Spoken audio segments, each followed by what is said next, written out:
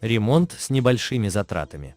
Любой, кто приступил к ремонту, знает, что это огромная бездонная бездна бюджета. Но если все просчитать правильно, то при ремонте можно существенно снизить затраты.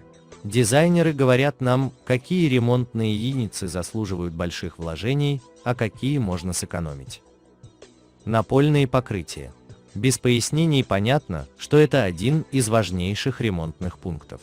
Если вы хотите, чтобы пол прослужил вам долгие годы, остановите свой выбор на натуральных материалах, древесных плитах или каменной плитке.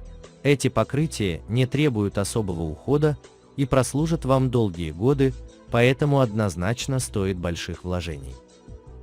Осветительные приборы. Современный ремонт включает многоуровневое освещение. Как правило, он создает в доме атмосферу уюта и спокойствия. Однако это не единственная причина, по которой не стоит экономить на освещении. Во-первых, качественные лампы прослужат вам около 10 лет. Во-вторых, дорогие светодиодные лампы экономнее расходуют электроэнергию. Сантехника.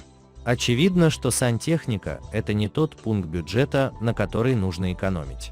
Здесь вполне уместна фраза «скупость платит дважды».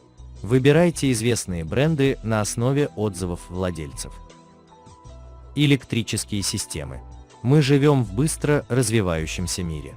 Так что то, что родителям казалось невероятным, для нас абсолютно нормально.